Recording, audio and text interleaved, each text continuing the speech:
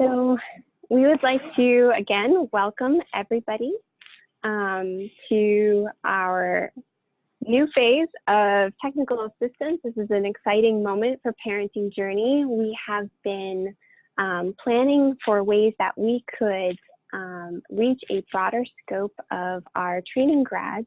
And so we are hopeful that we will be able to continue this process by talking about a series of topics and relevant experiences and expand our network for providers who are running our parenting journey in their own service delivery models.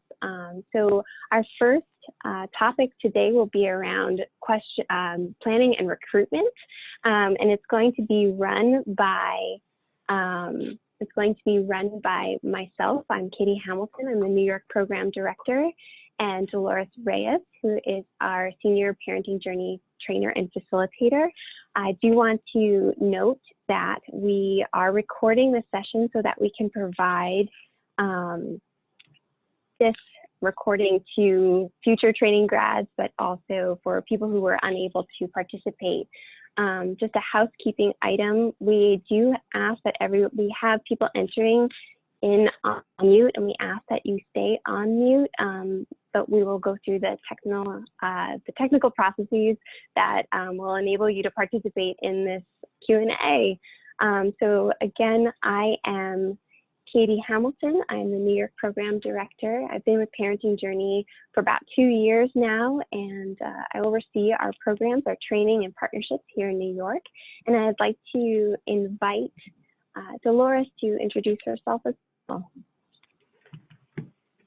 Hello, everyone. My name is Dolores Reyes, and I am the Senior Parenting Journey Trainer and Facilitator.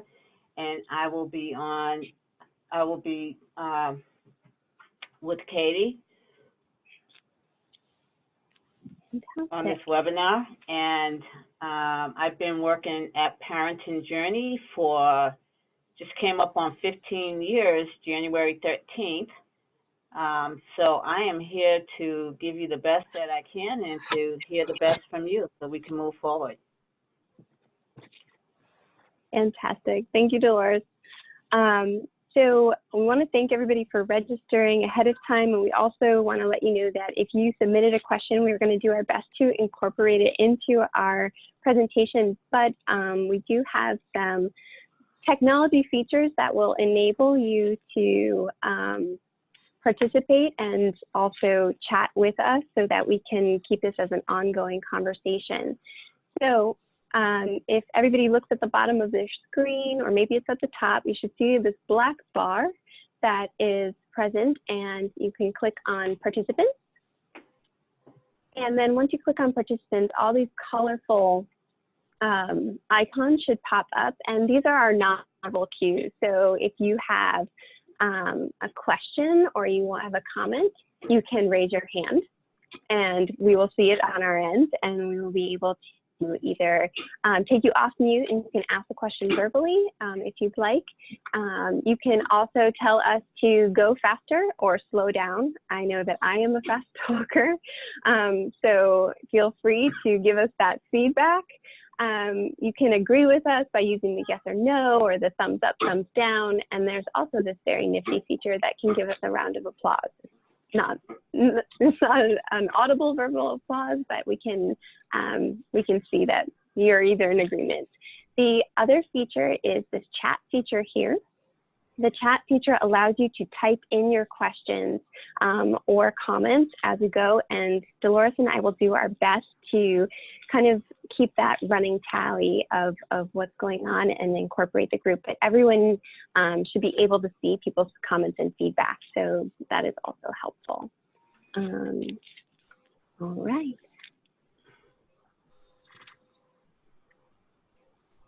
So Dolores, you want to review our agenda? Sure. My name is Dolores Reyes, and I'm going to review the agenda.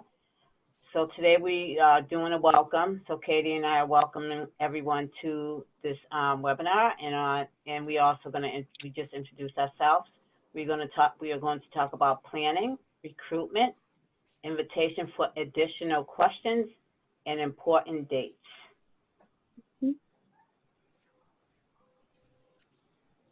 In the planning, we will talk about logistic considerations, facilitation considerations.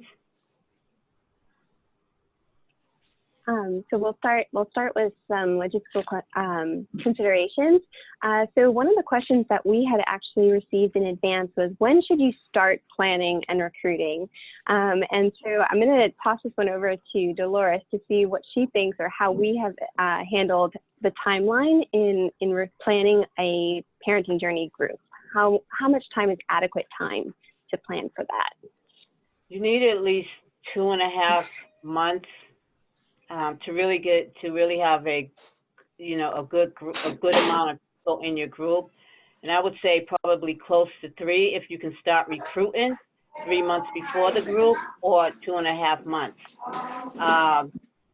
You also, in your planning, you have to be considerate, or you should try to be considerate of holidays, and also any vacation days that may be happening, especially with the vacation days with the facilitators who will be conducting the parenting journey groups. Mm-hmm. So 2.5 months will give you a good amount of time to really plan and not feel rushed. Again, we recognize that there are lots of other things and competing priorities that happen in your organization. So, 6 weeks is ideal in terms of just being able to start having conversations, mapping out the logistics and facilitation considerations that we're going to go through, and then also, making sure that you have the opportunity to do intakes, which is going to be something that we talk more about in a future session, the importance of intake for parenting journey groups. But just to give yourself that time, because we know that families are always on the move, and we are always trying to make sure that they're connected. So we want to make sure that we have enough time to do that. So in terms of some logistical considerations, we want to look at the day of the week. Most definitely, we know that Mondays and Fridays tend to be a little bit more challenging when we're planning a group, because they're connected to the weekend. So inevitably, we're going to have families that will be away on the weekends, or maybe we know that children tend to stay home from school on Mondays and Fridays more frequently. So then that creates potential issues for childcare. 3-day weekends are often within a 3-month span. We have to consider that as well. So when we're looking at the logistical considerations, take a look at your calendar and map out 3 months.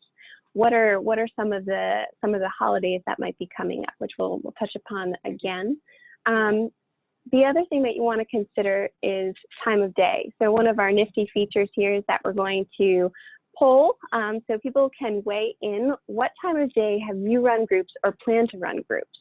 And you can pick multiple if you want. So I'm going to launch this, and you should see it pop up on your screen.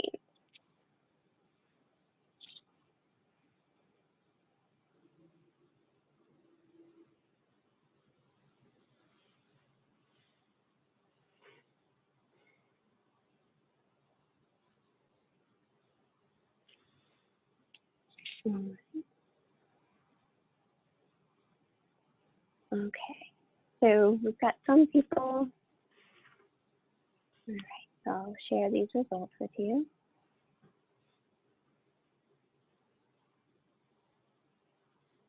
Okay, just in the interest, so just sharing the results. So we've got a majority of people running in the evening, and then second is morning, and then the third is the afternoon. And there are pros and cons to each of these times of days, and it really comes down to who's going to be in your group, and also your availability and your work schedule. So when we're thinking about time of day, we want to think about the families that we're partnering with. What are their work schedules? What are the ages of their children? If they have school-age children, then, morning and afternoon or early afternoon may be feasible. But if they don't have school-age children, do you provide childcare?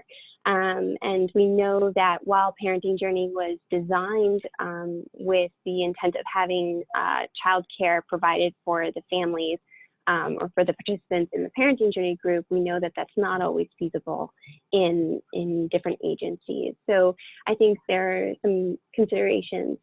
Often like I've heard that tied in with time of day is not only just the parent or participant work schedules, but also budget for food. And so we're going to spend a little bit, because that does get tied in, because if you're going to offer an evening group, we strongly, strongly recommend that you provide dinner for the families that are participating in your group, which tends to cost a little bit more money.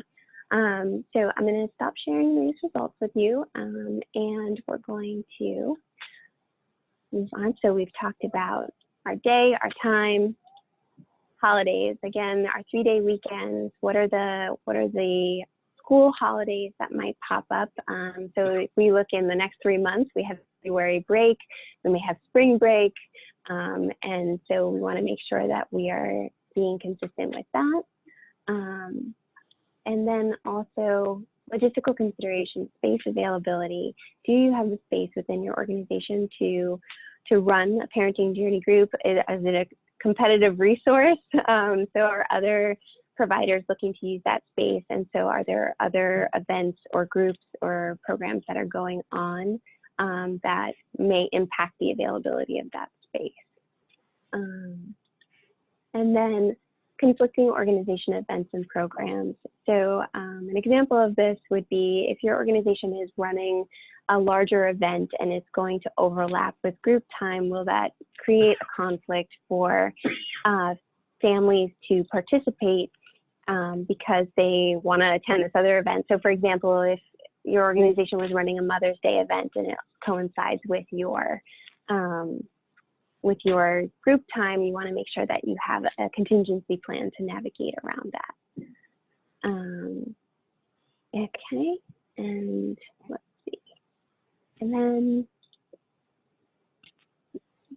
here, and then of course, childcare. You know, we spoke a little bit about this, is that childcare is not always accessible for every organization, and so that should play into time of day. It also plays into your recruitment, unfortunately. If you don't have childcare to offer, that does impact who would be available to attend the group. So looking at only school-age children, or possibly that, you know, you have a coinciding group for children that happens simultaneously. So there are ways to navigate around that, but it is definitely something to consider as you're planning out your group. And of course, dun dun dun, budget.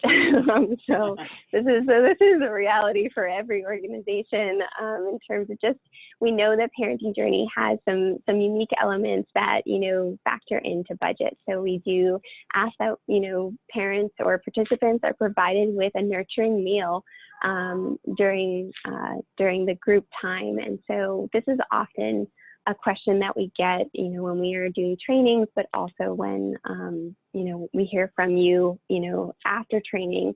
And one of the questions that we did get was, you know, what are some ideas that people have around navigating budget or navigating meals? And so I can share a couple, and Dolores, I don't know if you also have a couple. But some ideas that we've had are around working with your local restaurants to see if there's some kind of deal or opportunity that they would be willing to either donate or offer at a discount. Time of day definitely plays a role. Breakfast tends to be a little less expensive. So you can offer bagels and coffee and at, you know, a lower price, you know, but it still is factored in there. But again, I would say that if you're going to have a group at dinner time, then you are committing to providing dinner at that time. Dolores, I'm not sure if you have had other suggestions. Yeah, can you hear me? Yes, I can. Okay.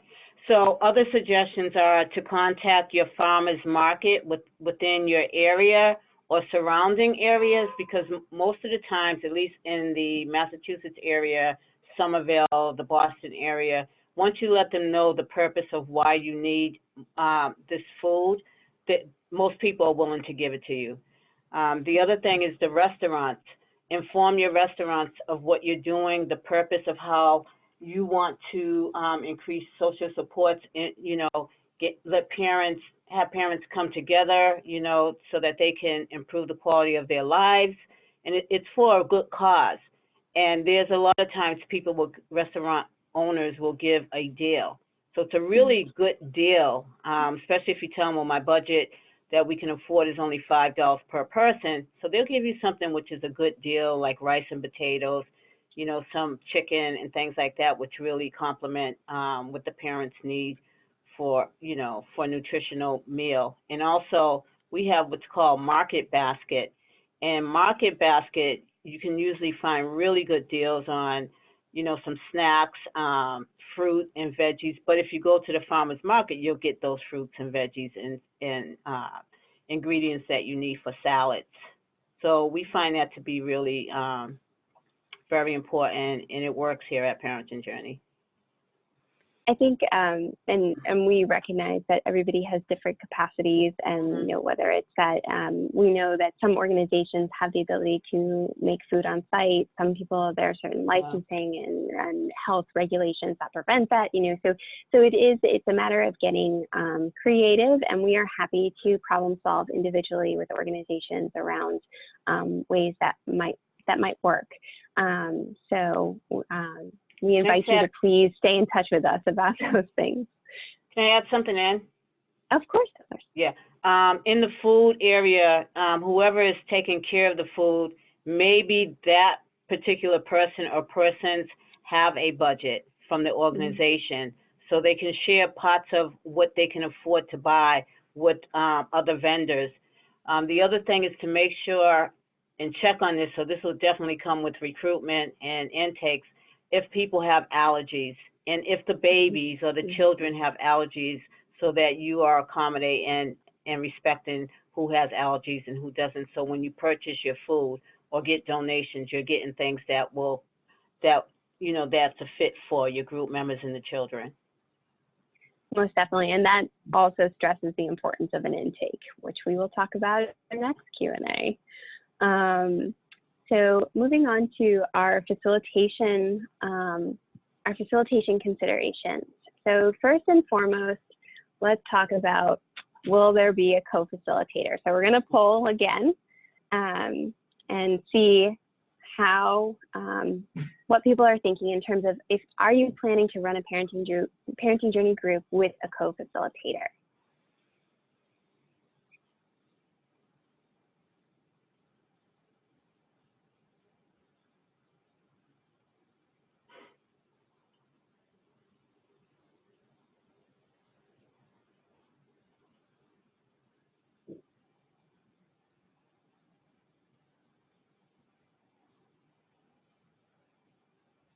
All right, so we need to level off here. So I'm going to share the results with you. So, so it's kind of it looks like most people, if they're not sure, it looks like most people will have a co-facilitator, and some people are going to be flying solo, which is totally fine. And so we would just say that there are some considerations, whether about when you're planning your group, what are the considerations, like as it relates to whether you have a co-facilitator or not. So Dolores, what would be some of the things to consider? For co-facilitation? Yes. Okay. So for co-facilitation, you definitely want to make sure you're a match. Or if not, you will make sure that it's some kind of way that you'll be able to match while going through the Parenting Journey 12-week groups or the 14-week group. The other thing is the preparation for the group. So each week in your co-facilitation, you get to prep what that session's about. The other part of that is you get to know each other, and you get to know the parents in the group. So if there's something going on in the group on session 2, 3, and so forth, then the other facilitator will be able to catch it if the other one didn't. And it could be as basic as somebody's texting while the other people are, you know, sharing in the group. So, and after you write your contract, you know, that might be one of the places on the contract, no texting in the group. And so you'll be able to reach that, to catch that. The other thing is making phone calls. You can split the phone calls up if you do phone calls. Parenting Journey does. We call group members every week to check in on them and also to confirm whether or not they'll show up for a group. The other part of the co-facilitation is if you have group members who are married or in intimate relationships, or a sister and brother, or a mom and daughter, those are examples. During your group, you may want to split the group for the activity, for the main activity.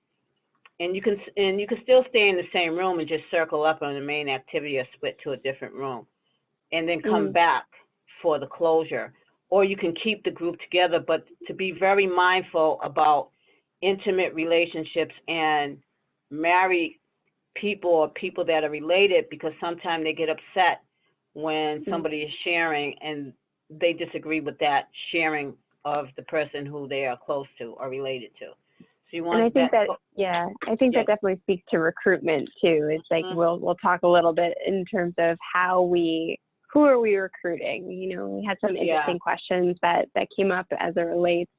And so I think, you know, some of the, like as you're looking at whether or not you have a co-facilitator, I think group size definitely comes to mind, is that if you don't have a co-facilitator, having a group larger than 8 would probably seem insurmountable. And so we strongly recommend that, you know, if you are flying solo and you're facilitating a PJ group, that you have no more than 8 participants.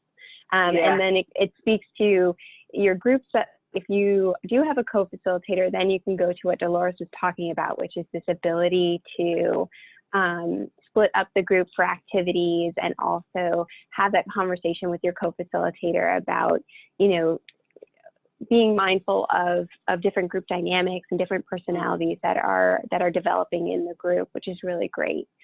So I would say with go ahead. Co-facilitator, if you recruit for 16 and you end up with 14, that's a good group.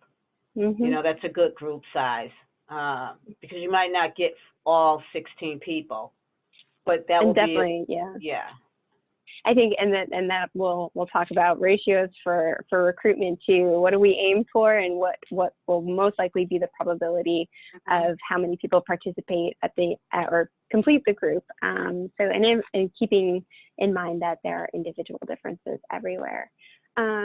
Other facilitation considerations, like what is your workload?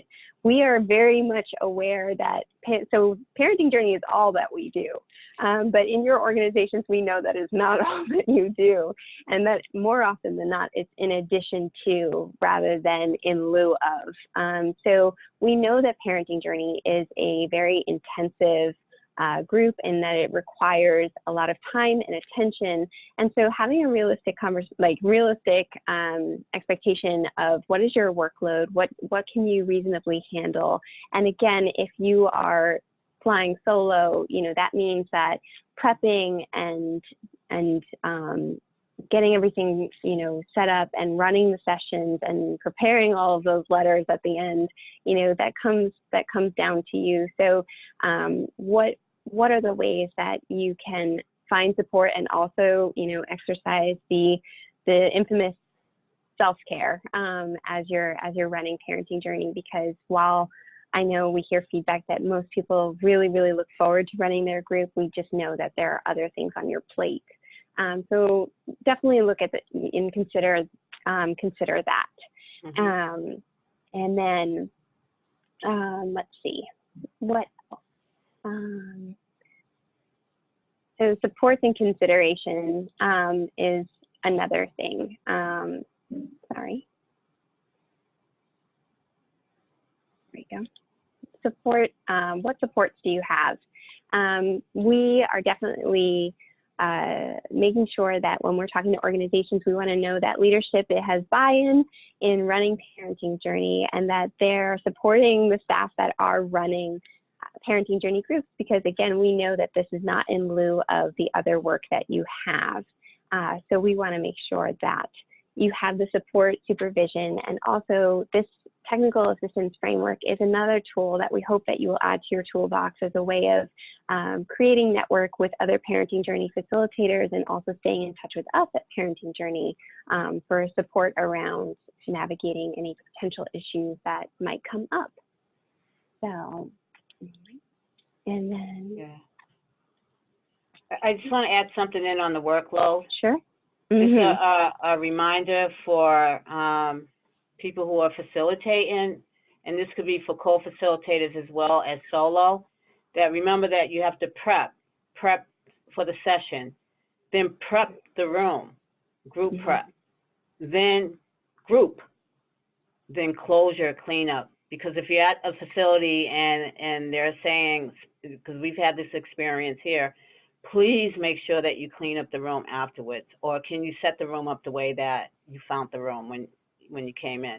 So those 1, 2, 3, 4 prompts for prepping for the group are important. You definitely want to be prepped with that session and that group. Most definitely. So now we're going to move on to recruitment, which, you know, we've now planned our group, we've mapped it out, and we've decided that this is happening. And so we have to have participants to do that.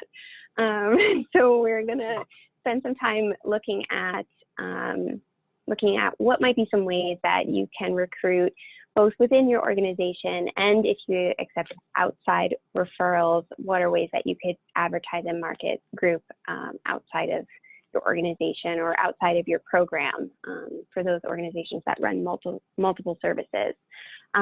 So did you know that Parenting Journey has become evidence-based, and we recently were published in a peer-reviewed article that finds that Parenting Journey, we found that Parenting Journey reduces parental stress. Who doesn't want that?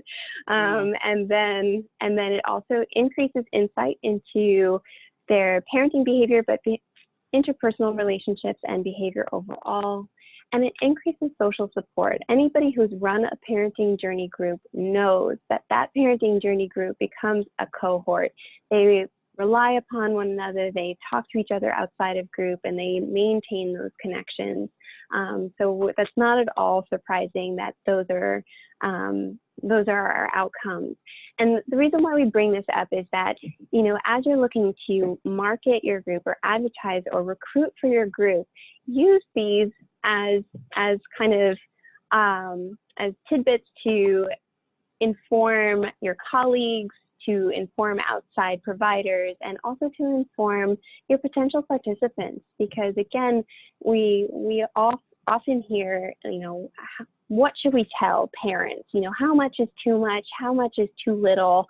You know, to share with parents when we're talking about Parenting Journey, because there's always this fear of ruining the surprise or the magic that is Parenting Journey, which is some of the feedback that we've gotten. And we'll spend a little bit of time talking about that when we talk about ways that you can advertise to parents directly. But we invite you to use this information. And also, if you're interested in the article, it is now posted on our website, so feel free to take a look at that. And then, so use those evidence-based supports. Everybody loves evidence-based, and we can incorporate that into our marketing. All right, so it would be helpful for us to know where your referrals are coming from, because we know that they're different for everybody. And so we want to see where your referrals coming from.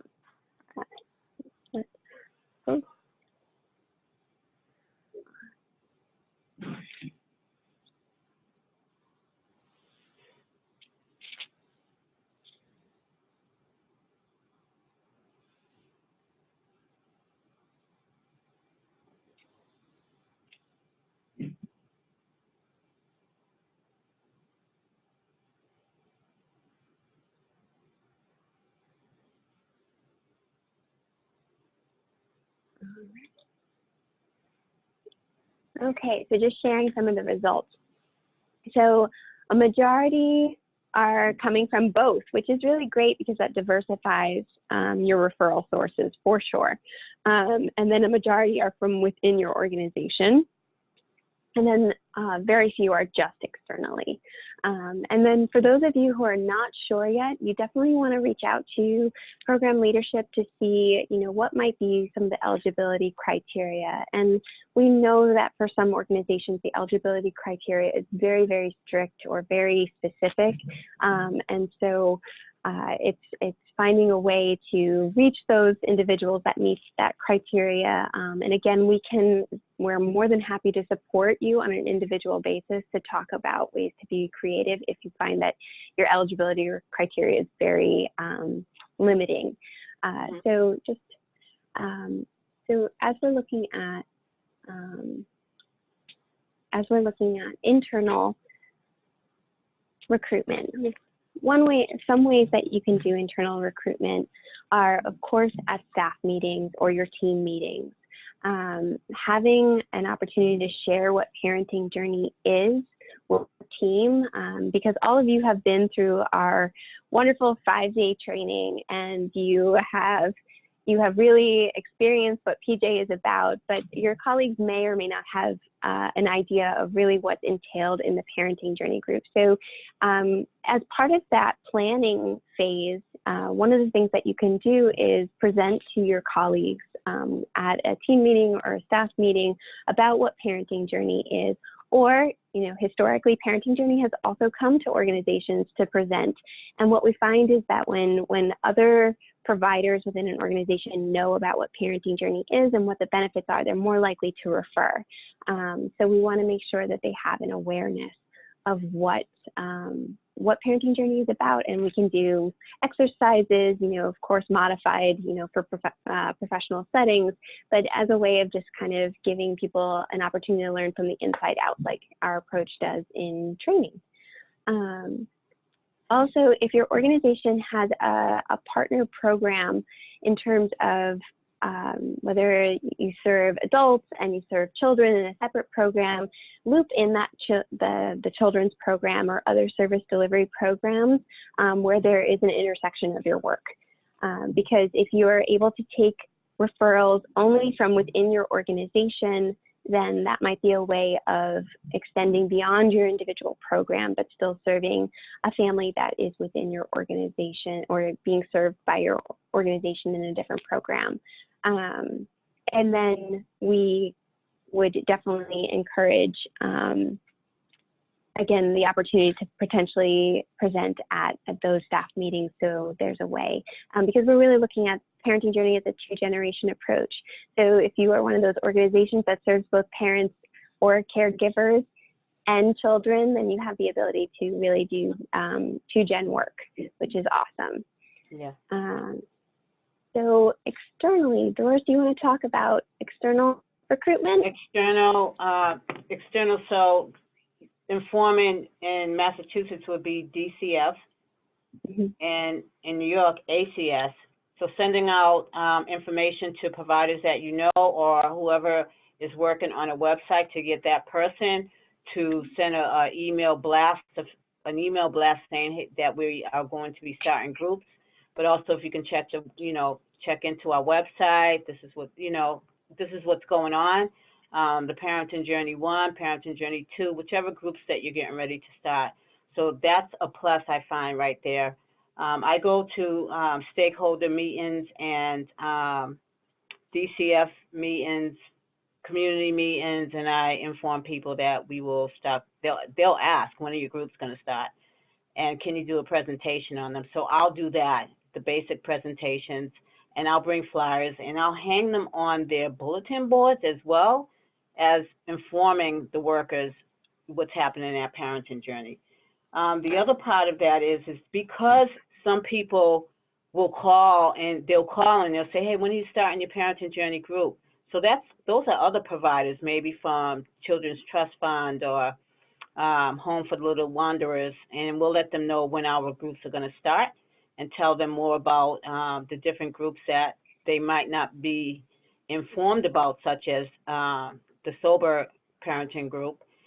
They will tell us what's happening at their site, so that we can exchange, information. And I think that that's always a plus when you can exchange information or refer someone that lives closer to that site to that particular agency, and they will send someone who lives closer to our site to our agency.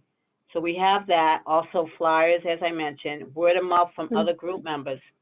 Always remember, let your group members know, hey, don't forget to tell your friends about us, and they do. They really do. So that's a real plus right there. The events, as mentioned, if we give an event for parents, and we can inform other parents and guests who have who are attending what Parenting Journey is all about.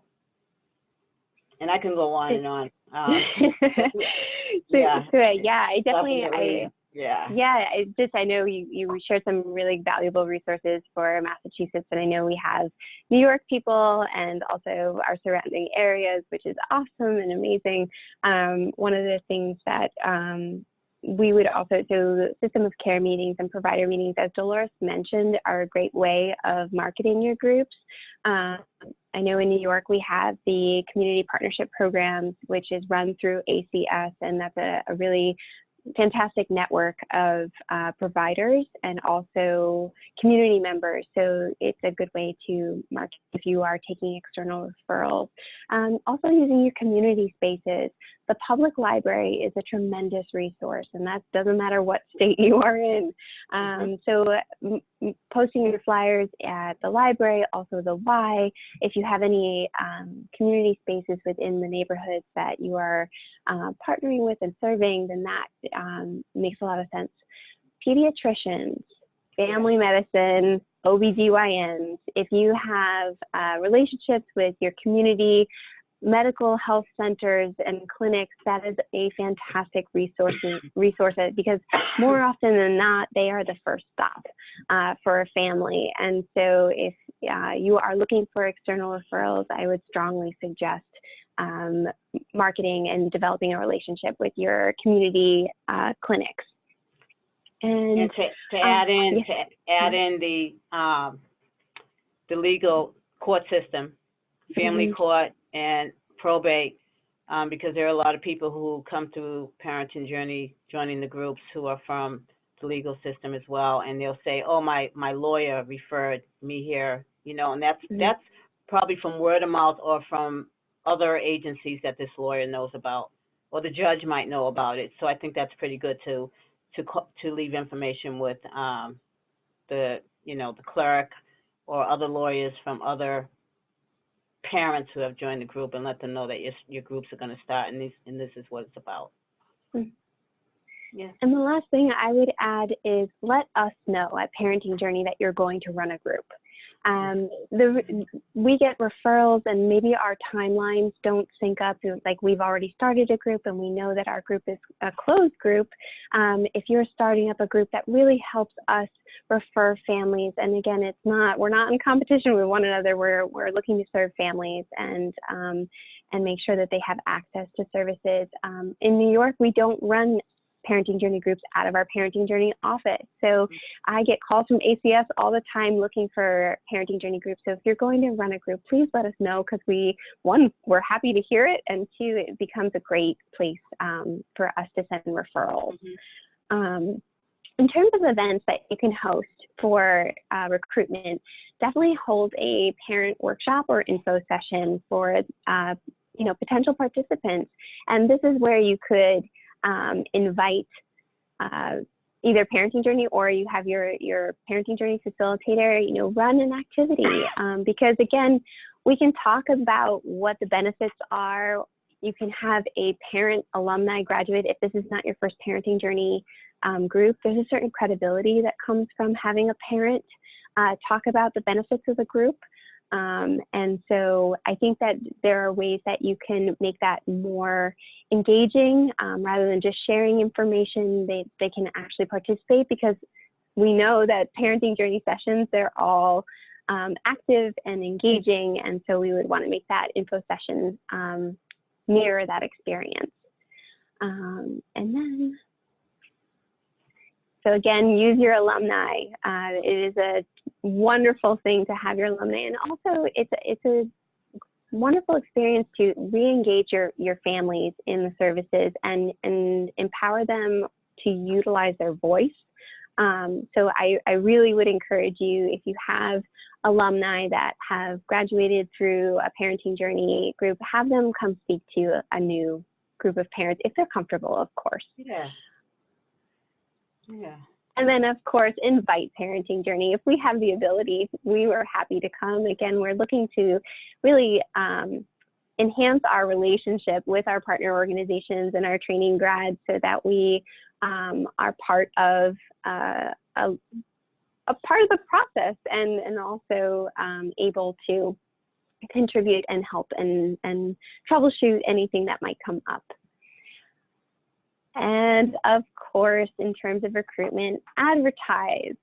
I always joke around that when I went to school to become a therapist, no one told me that I would have to have a degree or the ability to make flyers. I feel like that has followed me throughout my career, but we have made it simple. We have Parenting Journey flyers that are already designed for you, and you can input and insert your specific time, date, and also your organization on it. So if you are interested in those flyers, please feel free to reach out to myself, Dolores, and I also have our general email available at the end of the slideshow.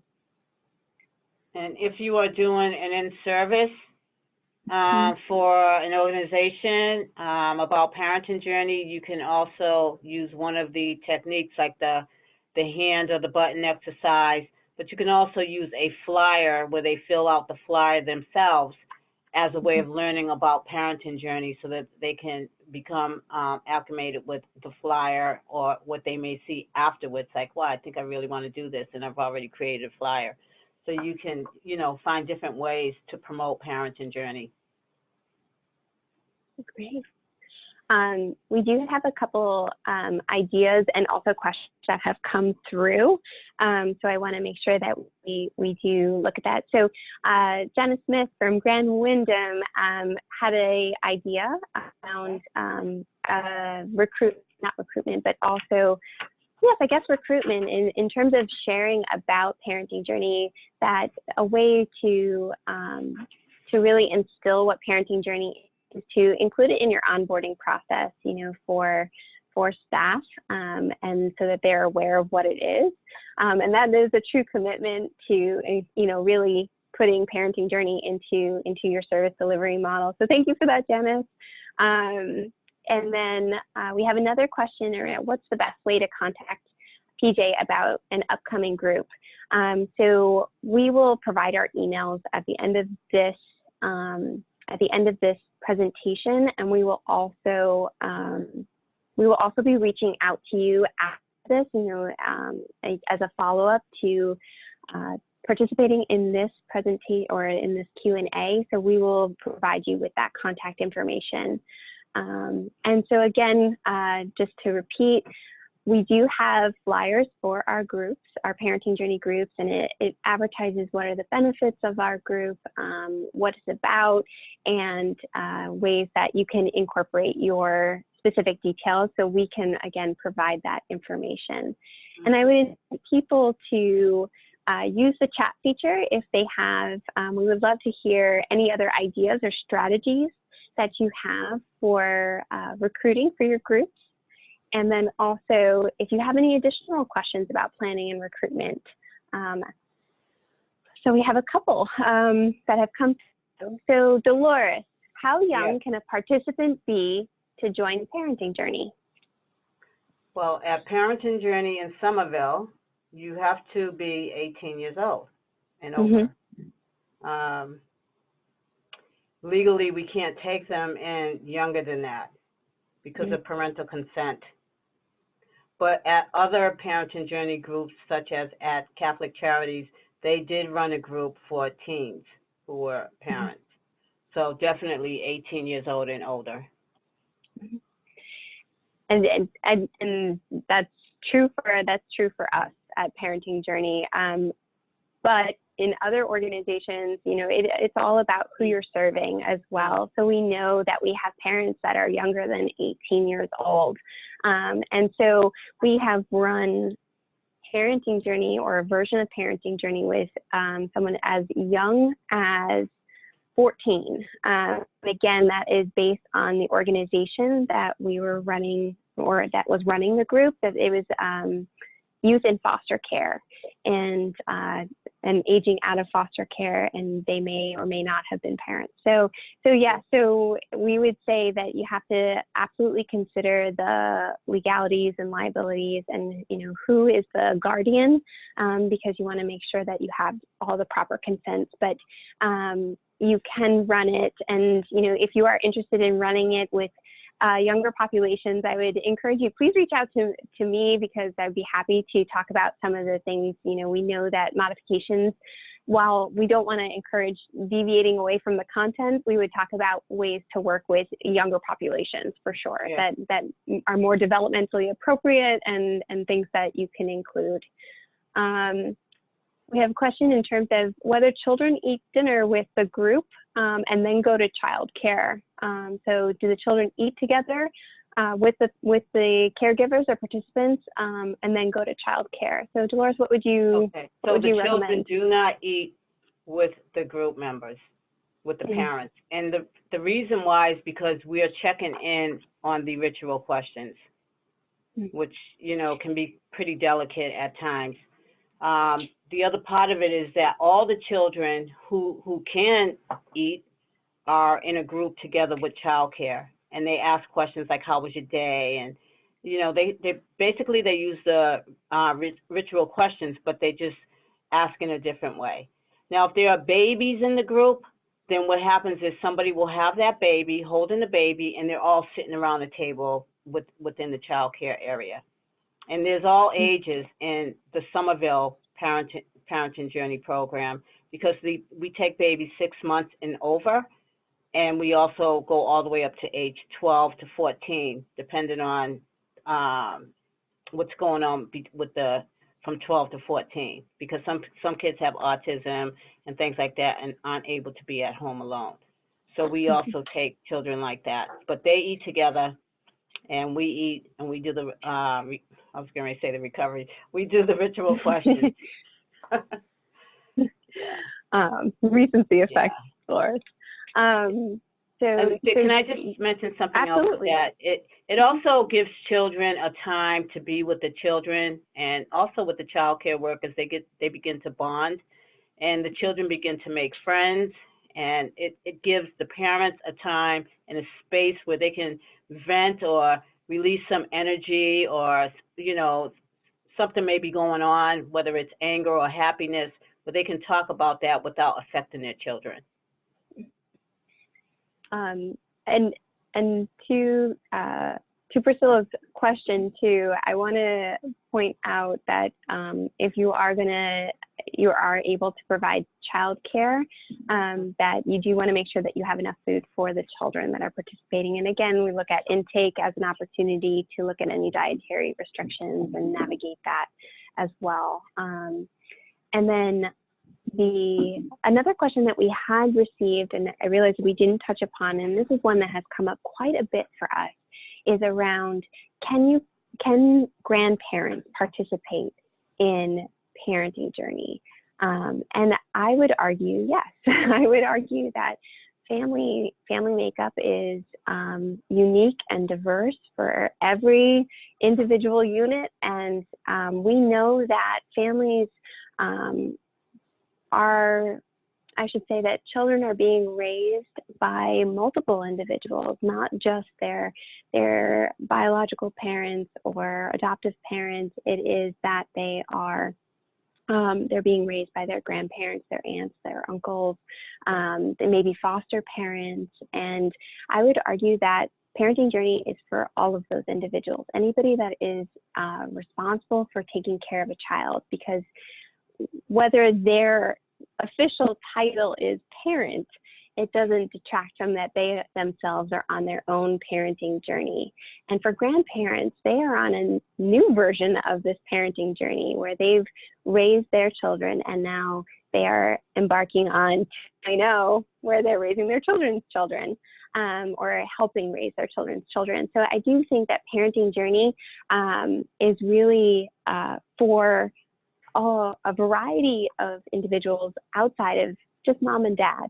And so I would encourage you to take a look at your who it is that you're partnering with, who are the services that you are providing to, who is in the role of taking care of children, and would they benefit from this? Because that will also, if again, keeping in mind that there are eligibility criteria based on contracts, we know all of that. But if your program allows for it, consider who else, how can you expand this? And the diversity of experience within that group would definitely create a richer conversation, I think.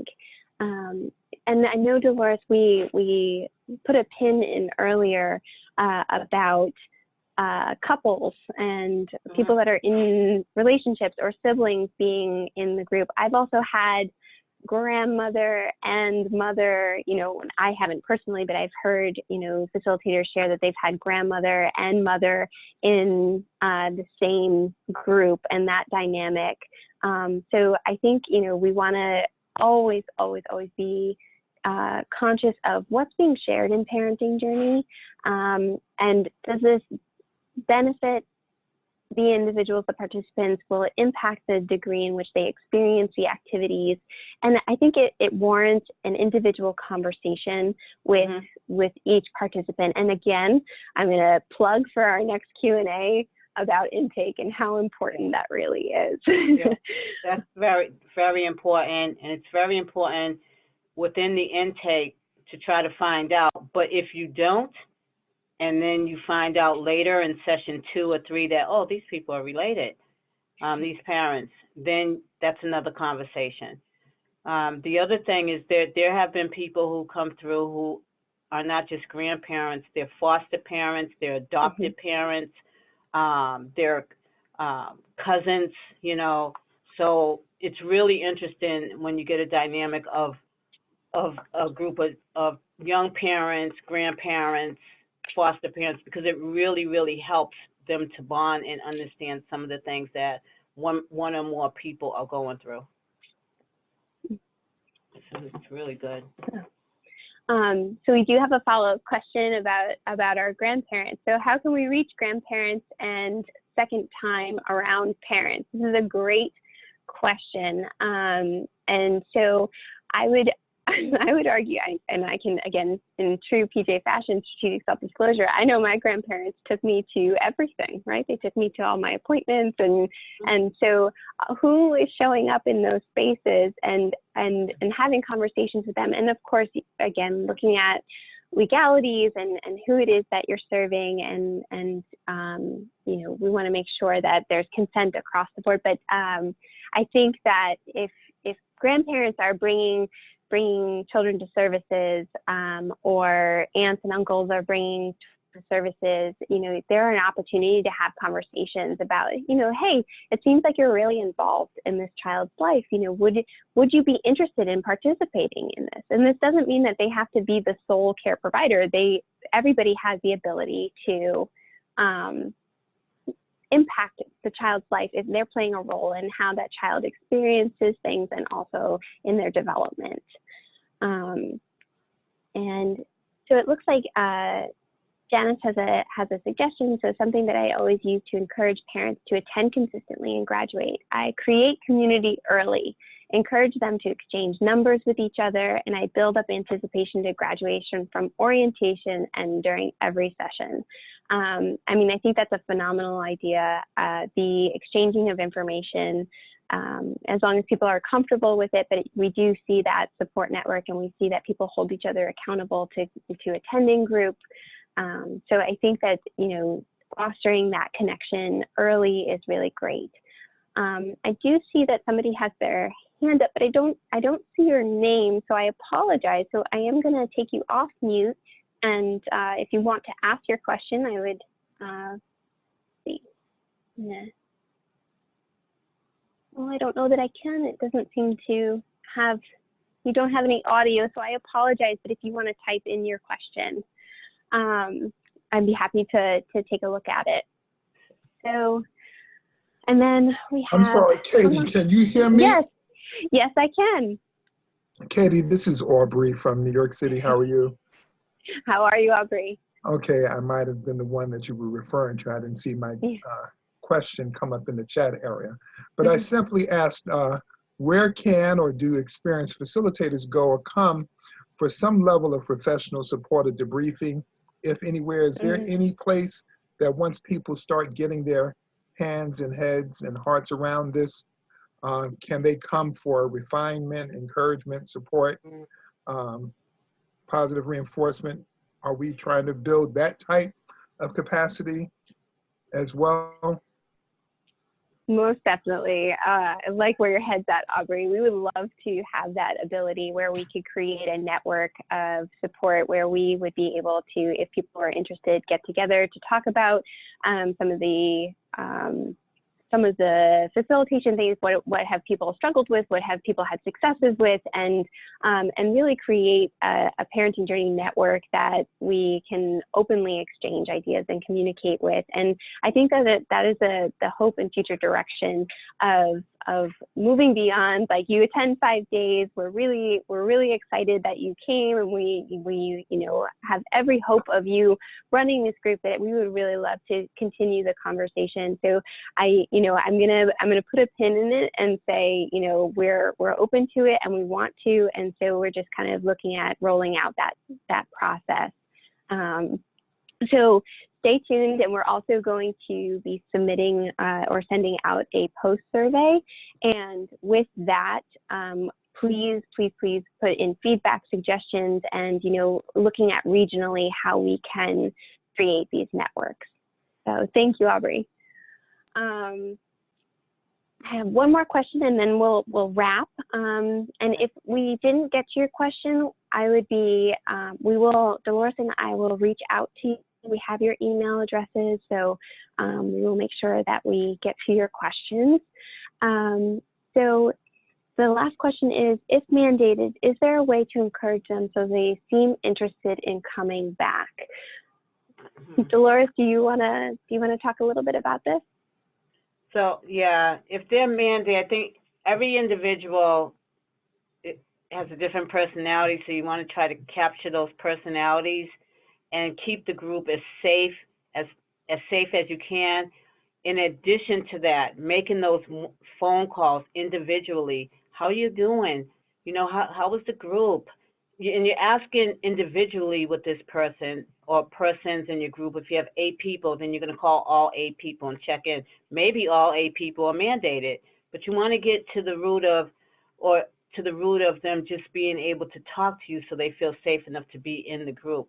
And what I found that most people who are mandated will continue to attend the group. By the time they reach session 7, they're usually a little okay with, they have more buy-in with completing the group. And if you mention things like, this is you'll graduate, you'll move forward, but I would never tell people you're going to get your kids back, because I don't know that. And I try to just support them in whatever they're thinking. The other thing is that you're not at fault for them being mandated, so try not to take anything personal and just work yourself through this. I find it a little difficult at times, but with the supervision from my supervisor and supports from other people at Parenting Journey, I usually make it through, and if I'm making it through, they're going to make it through as well. And I would definitely stress intake is a really important time to have this conversation about what the commitment is, what we hope that they will get out of it, and then also finding out, more importantly, what they hope to get out of it. And a lot of times initially it would be like, I have to come and do this. It's like, okay, so if you have to come and do this, I want this to be worthy of your time. What would be one thing or 2 things that you could potentially get out of this that we could work towards in group? And it is really, I know that a lot of organizations will do an intake you know, as for the program as a whole, but I think the parenting journey intake is separate and apart as a way of really having a conversation and also starting that relationship building that really takes off in that first session. But it is the beginning of a conversation. So again, I'm going to make a plug for a separate intake for parenting journey, and we'll explore that a little bit more next time. So with that, I do want to share what's coming up. So we do have another Q&A on February 26th, and that is going to be on intake, and we'll talk about in that session we'll talk about who is this group for, what are the kinds of questions that we want to be asking, and what's the dialogue that we want to or script that we really want to look at when we're talking to parents and caregivers about participating in this type of group. And then on March 25th, we are looking to have a conversation about evaluating your parenting journey program. So we know that data is a big part of any organization and nonprofit, and so we would really love to collaborate with organizations on talking about what are best practices, but also what are other ways that you might be evaluating your parenting journey programs. Separate and apart from Q&As is that we are going to strive to provide webinars and really looking at like best practices in the field overall, in the human service field. And so one of the things that we want to offer to our training grads is different opportunities. And these webinars right now, they are slated for once a quarter, but contingent upon demand, we'll reassess. This is a growing edge for us as well. So on February 12th, we are looking to host a webinar called Person-Centered Language, a Step Towards Equity in Service Delivery, and really just kind of reaffirming a strengths-based approach and moving towards person-centered and recovery-oriented language when we are working with, partnering with, and talking about the people we serve. So we do have those coming up, and of course you're going to see emails from us about those. And then of course our upcoming trainings in Massachusetts, we have one next week. I know it's a little close, and if you're on here, there's a good chance that you were trained in Parenting Journey 1. In New York, we have Parenting Journey in Recovery and Parenting in America, which are coming up in February and March. And then of course we have our Parenting Journey 1. And there's more information about how to register for those on our website. So if you are interested, or if you have colleagues or friends or whoever you may think might be a good fit, send them our way, send them to talk with us, and we would be happy to explore the possibility of them becoming a facilitator. So again, and here's our contact information. These are general lines, but we will send a follow-up email with our specific contact information.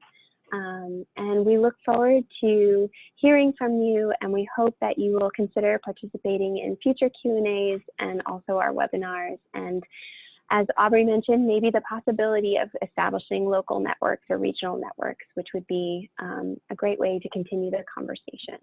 So we thank you for your time, and we hope to see you next time. Have a great afternoon. Thank you, everyone. Thank you, ladies. Thank you. You're welcome. Bye.